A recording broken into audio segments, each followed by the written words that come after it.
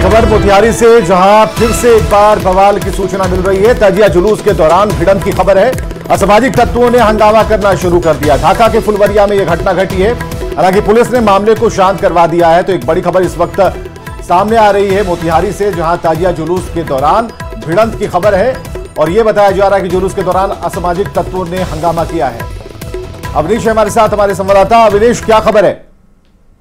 हाँ बिल्कुल, देखिए ढाका, पूर्वी चंपारण के ढाका अनुमंडल के फुलवरिया गांव में ये घटना घटी है। असामाजिक तत्वों के द्वारा ताजिया जुलूस निकालने के दौरान हंगामा किया गया। असामाजिक तत्वों ने हंगामा किया।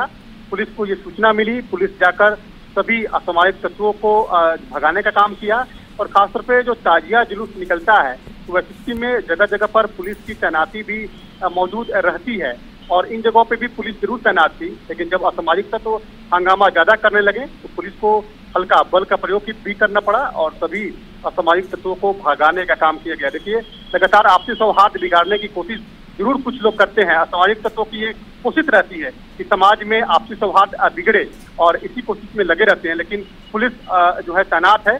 डीएसपी अशोक कुमार खुद घटनास्थल पे मौजूद है। मामले को उन्होंने शांत कराया, आपसी सौहार्द न बिगड़े इसके लिए उन्होंने पहल की और वैसी स्थिति में अब मामला शांत हो रहा है, शांत हो गया है। ये ढाका अनुमंडल के फुलवरिया गांव की घटना है, जहां पर ताजिया जुलूस निकाला गया था और वहीं पर असामाजिक तत्वों ने हंगामा शुरू कर दिया। बहुत बहुत शुक्रिया तमाम जानकारियों के लिए। तो पुलिस ने मामले को शांत करवा दिया है, लेकिन अब उन उपद्रवियों की तलाश जारी है।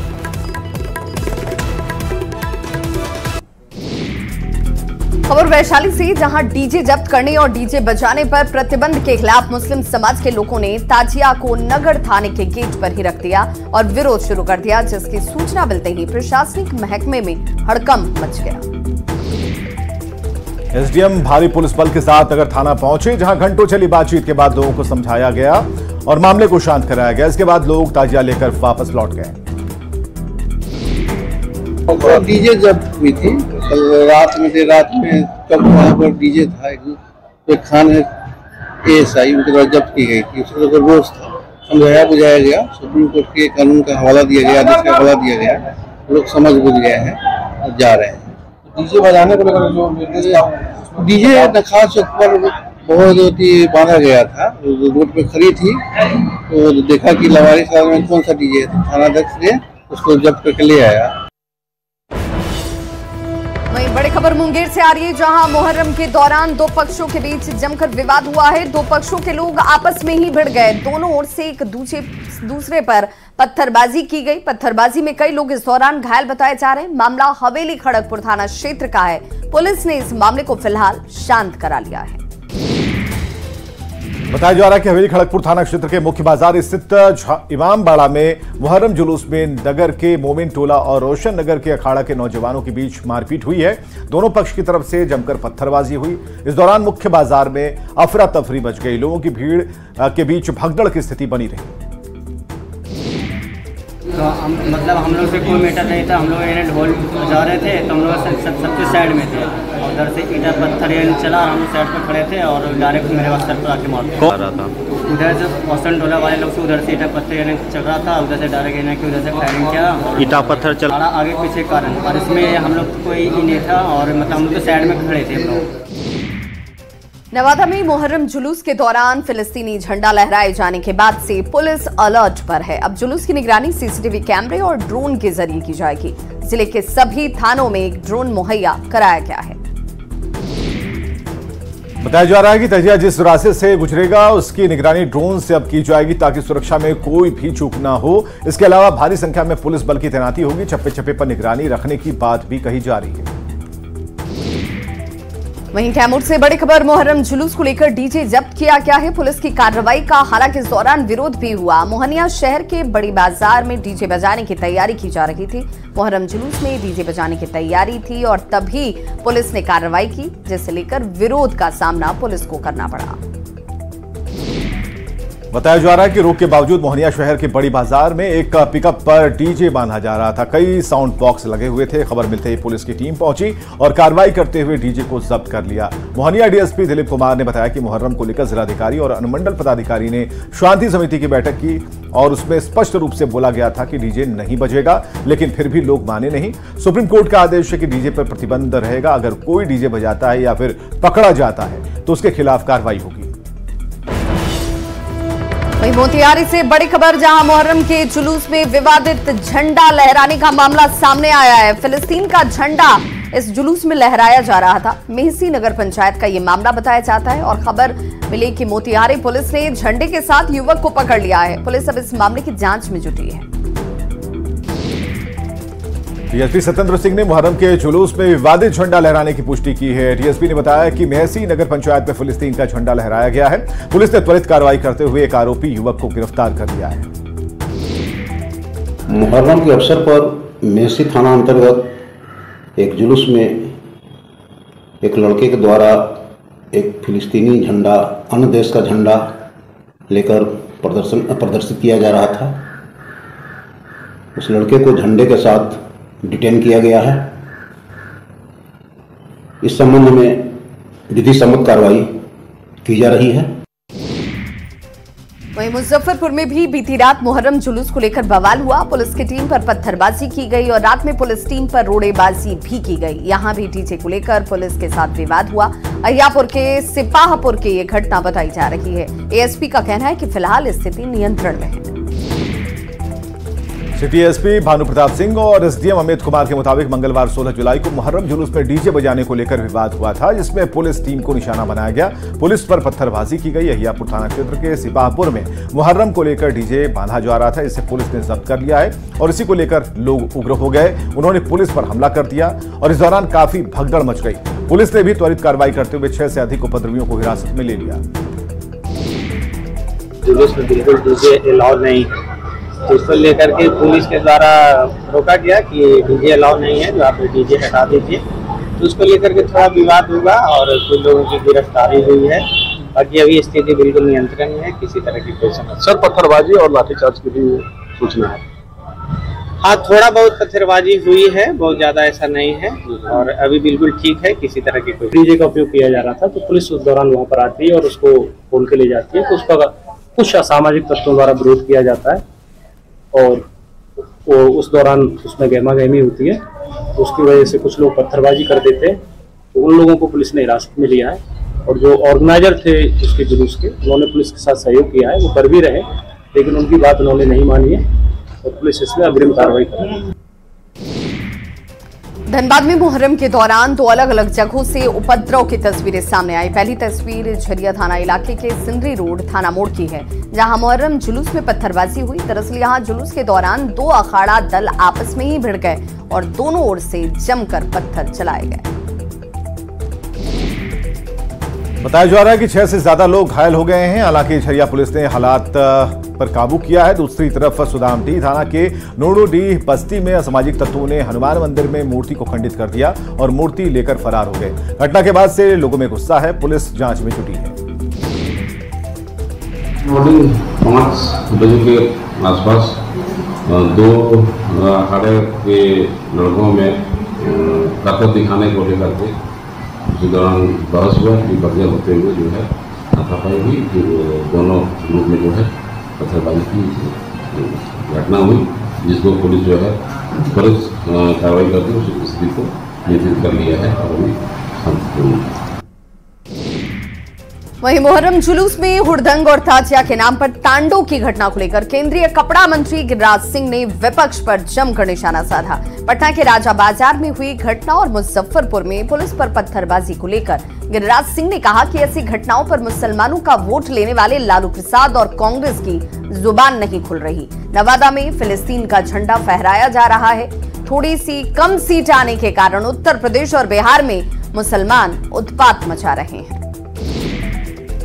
गिरिराज सिंह ने कहा कि लालू प्रसाद, अखिलेश यादव और कांग्रेस मुसलमानों का वोट लेते हैं, लेकिन मुसलमानों की हरकत पर मुंह नहीं खोलते। देश के हिंदुओं को सोचना पड़ेगा कि जिन लोगों ने मुसलमानों का वोट लिया वो चुप क्यों हैं, उनकी जुबान क्यों नहीं खुल रही। एनडीए सरकार में दादागिरी नहीं चलेगी, इसका जवाब उन्हें देना होगा। वो भारत को चुनौती दे रहे हैं, वो भारत के हिंदू में आक्रोश पैदा कर रहे हैं, हिंदुओं को ललकार रहे हैं।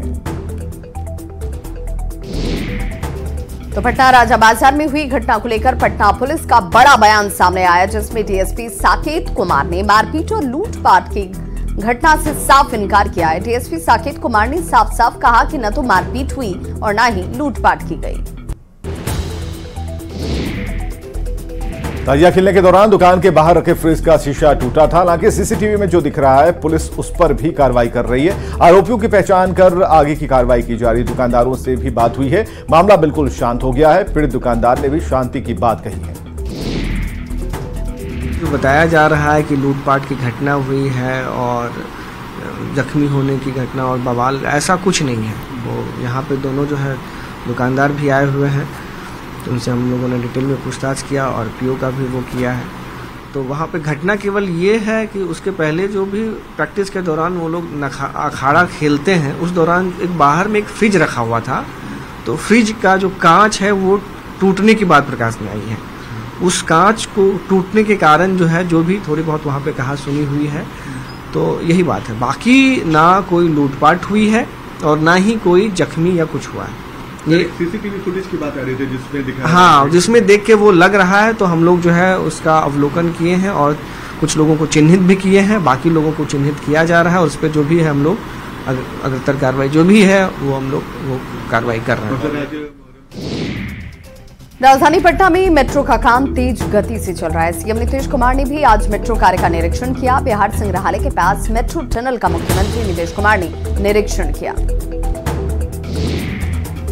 इसके बाद सीएम पुराना संग्रहालय भी पहुंचे और जायजा लिया। बताया जा रहा है कि बहुत जल्द ही पटना संग्रहालय भी आम दर्शकों के लिए खुलने वाला है।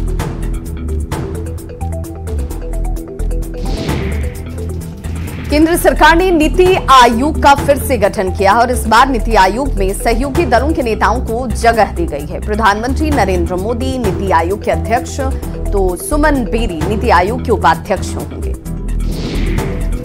नीति आयोग के पदेन सदस्यों में रक्षा मंत्री राजनाथ सिंह, गृह मंत्री अमित शाह, कृषि मंत्री शिवराज सिंह, वित्त मंत्री निर्मला सीतारमण और सहयोगी दलों से चिराग पासवान, ललन सिंह, जीतन राम मांझी और कुमार स्वामी शामिल किए गए। सीएम योगी ने संभाली विधानसभा उपचुनाव की कमान खुद से ही और बताया जा रहा है कि 10 विधानसभा के लिए नियुक्त किए गए हैं। जो उपचुनाव होने वाले हैं उसके लिए नियुक्त किए गए हैं प्रभारी मंत्री और उनसे फीडबैक भी लिया गया है तमाम मंत्रियों से। जहां उपचुनाव होने वाले हैं, सीएम योगी ने उपचुनाव की तैयारी का आज की बैठक में, जो तकरीबन 1 घंटे तक बैठक चली थी योगी आदित्यनाथ की अध्यक्षता में, उसमें जायजा भी लिया। बीजेपी ने दावा किया है कि सभी 10 सीटों पर जीत बीजेपी की ही होगी। उपचुनाव जीत के लिए बीजेपी ने प्लान तैयार कर लिया है। 10 सीटों पर 30 मंत्रियों को जिम्मेदारी दी गई है। 13 कैबिनेट, 17 राज्य मंत्रियों को जिम्मेदारी सौंपी गई है। एसपी के गढ़ में बीजेपी की जीत के लिए विशेष फोकस किया जा रहा है और कुंदरकी और मिल्कीपुर में 4-4 मंत्री प्रभारी बनाए हैं और कटेहरी और करहल में 3-3 मंत्री प्रभारी बने हैं। तो मुख्यमंत्री योगी आदित्यनाथ ने पिछले दिनों विधानसभा उपचुनाव की 10 सीटों पर प्रभारी मंत्रियों को तैनात किया था। इन प्रभारी मंत्रियों ने अपने प्रभार वाली सीटों के दौरे किए और स्थानीय समीकरणों को समझा, जिसके बाद आज मुख्यमंत्री योगी आदित्यनाथ के साथ उनकी पहली बैठक हुई। यूपी विधानसभा का मानसून सत्र 29 जुलाई से शुरू हो सकता है। आज शाम 6 बजे सीएम योगी राज्यपाल से मिलेंगे, विधानसभा सत्र को लेकर आमंत्रण देंगे। तो सूत्रों के मुताबिक 29 जुलाई से विधानसभा का मानसून सत्र शुरू हो सकता है। इस बार मानसून सत्र 4-5 दिन तक चल सकता है। लोक जनशक्ति पार्टी रामविलास की सांसद शांभवी चौधरी ने मोदी सरकार की काफी तारीफ की। शेखपुरा में एनडीए सरकार की तारीफ करते हुए समस्तीपुर से सांसद शांभवी चौधरी ने कहा कि सरकार महिलाओं के लिए काफी काम कर रही है।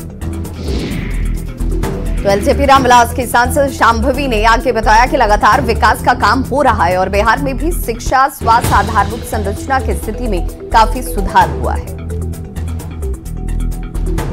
हमारी जो सरकार है वो लगातार इस पे काम कर रही है कि महिलाओं के, जैसे एनडीए की सरकार है, उन्होंने महिलाओं के अधिकार की लड़ाई लड़ी है, गरीबों के साथ की लड़ाई लड़ी है। कितने वर्ष में आप देख सकते हैं कि बिहार में बदलाव दिख रहा है और आगे और भी बदलाव दिखेगा, वो चाहे आपका हेल्थ हो, एजुकेशन हो, इन्वेस्टमेंट हो। केंद्रीय वित्त मंत्री निर्मला सीतारमण से मुलाकात के बाद डिप्टी सीएम सम्राट चौधरी ने कहा कि बिहार के विकास के लिए हम लोग लगातार प्रयास कर रहे हैं। बिहार के विकास के लिए अधिक से अधिक राशि उपलब्ध कराया जाए, इस बात पर बात हुई है जिससे बिहार का विकास हो पाए। बिहार के विकास के लिए हम लोग लगातार आग्रह कर रहे हैं आदरणीय प्रधानमंत्री जी से कि बिहार के विकास के लिए हम लोगों को अधिक से अधिक राशि उपलब्ध कराई जाए, जिससे कि बिहार का विकास हो सके। तो वीआईपी के अध्यक्ष मुकेश सहनी के पिता जीतन सहनी की हत्या पर बिहार में सियासत जारी है। बिहार में सुशासन को लेकर आरजेडी की तरफ से की जा रही टिप्पणी पर मोहनिया से बीजेपी विधायक संगीता कुमारी ने पलटवार किया। भाई वीरेंद्र को जवाब देते हुए विधायक संगीता कुमारी ने कहा कि आरजेडी वालों को अपराध पर बोलने का कोई हक नहीं। लालू प्रसाद और राबड़ी देवी की सरकार में बिहार को अपराध की खाई में धकेला गया था। सीएम नीतीश के राज में बिहार में लॉ एंड ऑर्डर और सुशासन कायम है। भाई वीरेंद्र जी, आरजेडी के लोग जो बात कह रहे हैं बिल्कुल ही निराधार आरोप लगा रहे हैं और इस तरह शासन और प्रशासन के साथ मुझे लगता है कि माननीय मुख्यमंत्री जी की किसी भी तरह की कोई कॉम्प्रोमाइज नहीं रहती है और जो यहाँ पे सरकार चल रही है इसके साथ जल्द से जल्द पकड़ा जाएगा। और वैसे लोग इस बारे में न कहें जो बिहार को भयानक अपराध के खाई में धकेलने वाले लोग आज शासन और सुशासन की बात न करें। बिहार में पूरी तरह से सुशासन की सरकार चल। तो वीआईपी प्रमुख मुकेश सहनी के पिता के नृशंस हत्या के बाद राजनीतिक बयानबाजी तेज है। तेजस्वी यादव के बयान पर जेडीयू प्रवक्ता नीरज कुमार ने पलटवार करते हुए कहा कि घटना के 14 घंटे के बाद तेजस्वी यादव की नींद टूटी, जबकि घटना के कुछ ही देर बाद देश के गृह मंत्री से लेकर मुख्यमंत्री सहित कई नेताओं ने फोन पर दुख प्रकट किया। आपको बताएं कि तेजस्वी यादव ने सरकार पर जोरदार हमला बोला है। तेजस्वी यादव ने कहा कि सरकार का इकबाल खत्म हो गया है। को किसी के दुख की घड़ी का एहसास 14 घंटे के बाद होता है। यह तो बताता है कि तेजस्वी यादव जी आप ट्विटर बबुआ ही केवल नहीं है बल्कि राजनीतिक सामंत हैं।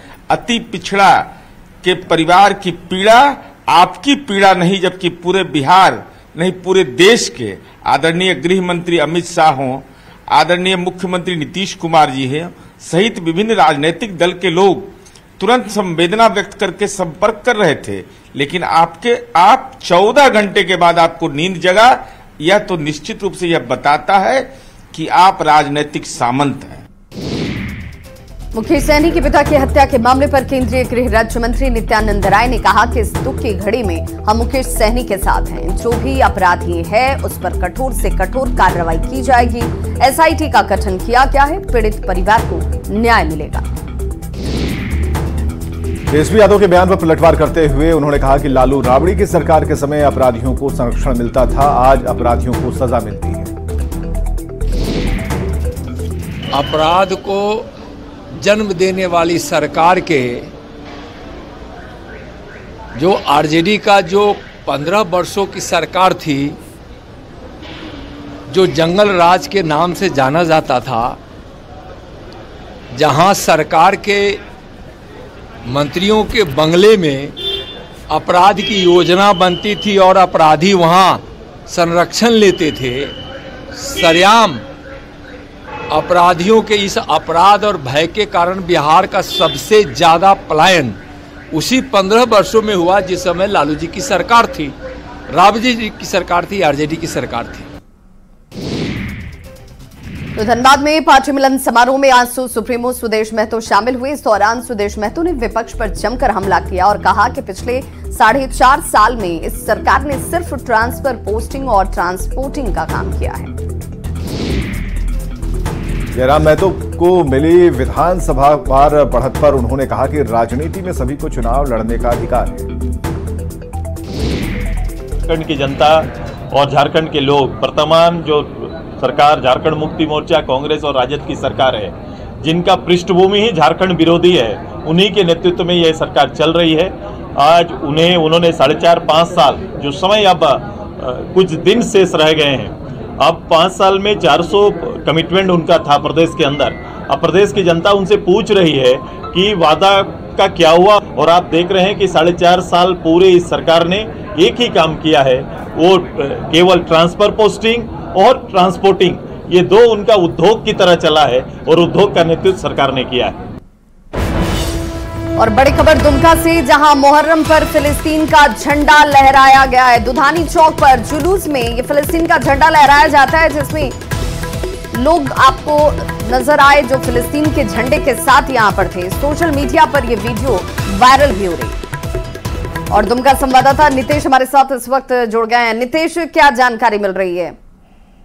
जी बता दूं आपको कि मुहर्रम का पर्व पर जब सुबह में ताजिया और जुलूस निकाले जा रहे थे, तो इस दौरान जो है दुमका नगर थाना क्षेत्र के जो दुधानी चौक है वहां पर कुछ लोग जो है जो मुहर्रम में शामिल थे, जो जुलूस में शामिल थे, उस वक्त जो है फिलिस्तीन का झंडा जो है लहराते हुए नजर आ रहा है। और ये वीडियो जो है सोशल मीडिया पे काफी तेजी से जो है वायरल हो रहा है। जी, इसमें कार्रवाई क्या हुई, क्या आइडेंटिफाई हो पाए ये लोग? जी फिलहाल जो है सोशल मीडिया पर अभी ये जो वीडियो है वो वायरल हो चुका है और इस संबंध में जो हम लोग प्रशासनिक तौर पर जो है आला अधिकारी से बात करेंगे, जिस पर आगे की कार्रवाई क्या हुई है इसकी आपको आगे अपडेट देंगे। बहुत बहुत शुक्रिया इस तमाम जानकारी के लिए। और खबरें लगातार जानी है, बने रहिए हमारे साथ।